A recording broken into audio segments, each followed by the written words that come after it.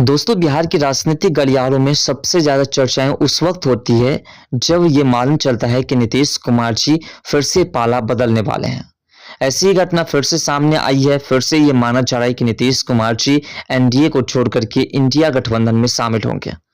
इस बात में कितनी सच्चाई है वो आगे जानने का प्रयास करेंगे कि क्या वाकई में नीतीश कुमार जी एनडीए छोड़ देंगे, क्या वाकई में नीतीश कुमार जी इंडी अलायंस में शामिल हो जाएंगे, क्या वाकई में नीतीश कुमार जी इंडी अलायंस में शामिल होंगे तो फिर एनडीए छोड़ने की वजह क्या होगी, कौन सी वजह वह बनाएंगे, कौन सा मुद्दा लेकर के वह फिर से एनडीए को छोड़ेंगे। तो आज के इस वीडियो में इन सभी बातों को विस्तार से समझने का प्रयास करेंगे, क्योंकि नीतीश कुमार जी के पाला बदलने की जो चर्चाएं हैं वो काफी जोरों शोर से चल रही है।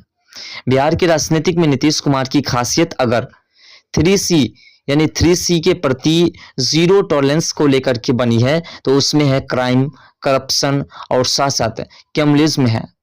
इसके साथ ही गठबंधन की राजनीतिक में उलटफेर के कारण भी और जो है इसकी पब्लिसिटी आज बनी है और साथ इसको पलटू के नाम से भी जानने का प्रयास किया गया। इसलिए खबरों की दुनिया में शायद ही कोई ऐसा नेता होगा जिसके पाला बदलने के नाम पर अखबारों में सुर्खियां पाई गई है।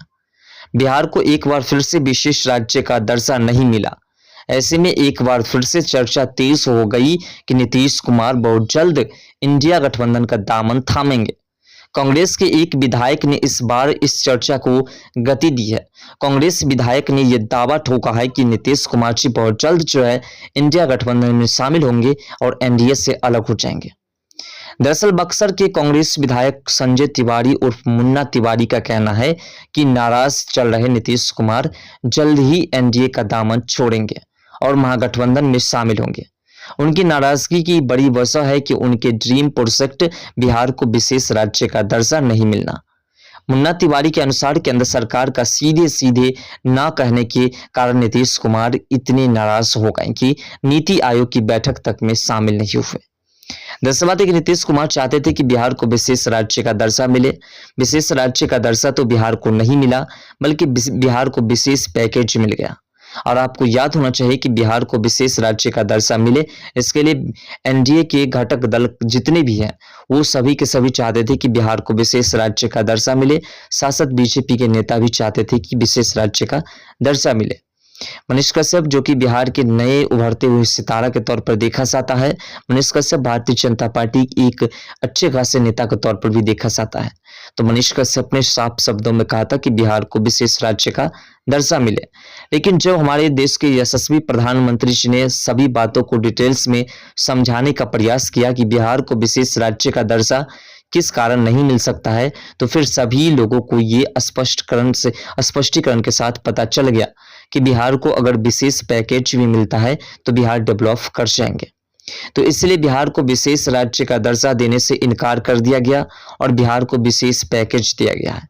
बिहार को जितनी बजट दी गई है, इस बजट से बिहार काफी गति के साथ डेवलपमेंट कर सकते हैं। दरअसल इस तरह की खबर उठने के आधार पर नीतीश कुमार स्वयं भी है, उनके साथ कार्य कर रहे राजनीतिक लोगों को भी पता नहीं चलता कि किस कारण से नाराज हो जाएंगे और खुश। लेकिन एक सच्चाई यह भी है कि इनकी राजनीतिक नाराजगी प्रकट होती भी है तो इसके सबसे करीबी साथी के कंधे पर सवार होकर एनडीए में आना होता तो इसका कारण अपने करीबी संजय झा की राय को बताते हैं, या फिर महागठबंधन में जाना होता तो विजेंद्र यादव का नाम आता है। यानी कुल मिलाकर के जब नीतीश कुमार जी को एनडीए में शामिल होना होता है तो नीतीश कुमार जी अपने करीबी संजय झा का राय लेते हैं, संजय झा से मुलाकात करते हैं और उसके बाद डिसीजन निकालते हैं। और जब उसे महागठबंधन के साथ जाना होता है तो विजेंद्र यादव से मुलाकात करते हैं, उनसे बात करते हैं और उनका राय मशवरा लेते हैं। उसके बाद ही पाला बदलने का काम करते हैं।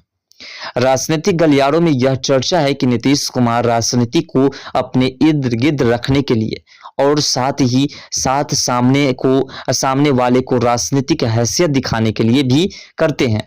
यानी कि नीतीश कुमार जी अगले आदमी को ये बताना चाहते हैं कि हमारी क्या वैल्यूशन है तुम्हारी पार्टी के साथ रहने से, और उसके बाद वह पाला बदलते हैं। यानी कि उसके ऊपर किसी पार्टी द्वारा दबाव नहीं डाला जा सके, इसलिए वह उस पार्टी से अलग हो जाते हैं। और इसके लिए जिन दो शब्दों का सबसे ज्यादा सहारा या कह सकते हैं कि राजनीतिक इस्तेमाल नीतीश कुमार ने किया है, वह शब्द है सांप्रदायिकता और जंगल राज। जंगल राज का कहकर के एनडीए के साथ और सांप्रदायिकता का आरोप के साथ महागठबंधन के साथ राजनीतिक पिंग भरते रहते हैं। जब भी नीतीश कुमार जी को एनडीए से अलग होना होता है तो वो बहाना मारते हैं सांप्रदायिकता का, और जब उसे महागठबंधन से अलग होकर के एनडीए में शामिल होना होता है तो वह बहाना मारते हैं जंगल राज का। जंगल राज का बहाना मार करके वह एनडीए में शामिल हो जाते हैं। मुख्यमंत्री की कुर्सी की सलामी के साथ भी खास बात यह भी है कि उनकी अंतरात्मा कब जाग जाती है इसका भी पता उनके करीबियों को भी नहीं चलता है, और फिर एक झटके में नीतीश कुमार पाला बदल लेते हैं। मुख्यमंत्री नीतीश कुमार को लेकर अक्सर गठबंधन बदलने की बात होती है, तो इसकी वजह भी है अतीत की घटना।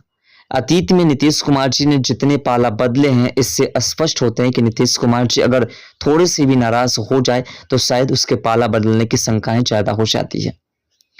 पर नजर डालेंगे तो स्थिति स्पष्ट होती दिखेगी।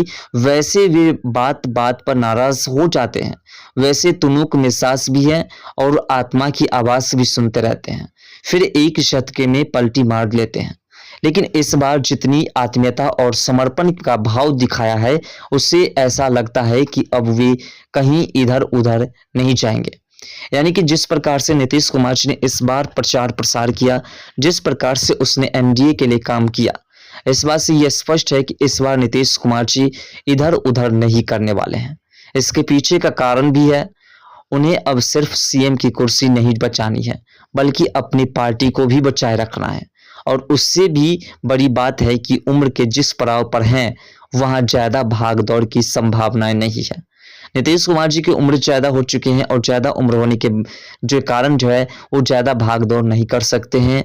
और साथ साथ नीतीश कुमार जी अगर एनडीए का दामन छोड़ करके महागठबंधन में शामिल हो जाते हैं तो शायद नीतीश कुमार जी का जो पार्टी है, उनकी पार्टी जदयू, वो पार्टी पूरी तरह से आरजेडी में विलय हो जाएंगे और जदयू का नामो निशान खत्म हो जाएगा।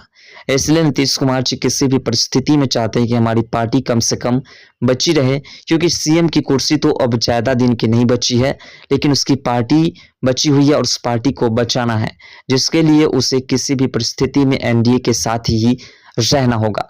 तो ये पूरी तरह से स्पष्ट हो गया कि नीतीश कुमार जी अब किसी पार्टी के साथ नहीं जा रहे हैं, और जो अफवाहें कांग्रेस पार्टी के द्वारा फैलाई जा रही है वो सिर्फ एक भ्रमित जो है करने का लोगों को साजिश किया जा रहा है, ताकि किसी भी परिस्थिति में एनडीए जो है कमजोर पड़ सके, बीजेपी कमजोर पड़ सके, और वो इसको लेकर के नीतीश कुमार जी के आगे पीछे घूमने का काम करे। नीतीश कुमार जी बिहार के एक बेहतर नेता के तौर पर देखे जाते हैं, और 2025 विधानसभा चुनाव में भारतीय जनता पार्टी ने पूरी तरह से स्पष्ट कर दिया है कि बिहार विधानसभा का चुनाव नीतीश कुमार जी के नेतृत्व में, यानी कि जदयू पार्टी के नेतृत्व में लड़ा जाएगा।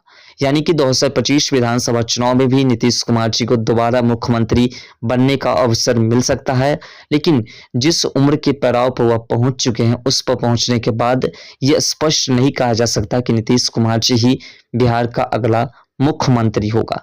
फिलहाल आपके हिसाब से क्या लगता है कि नीतीश कुमार फिर से पलटी मार सकते हैं?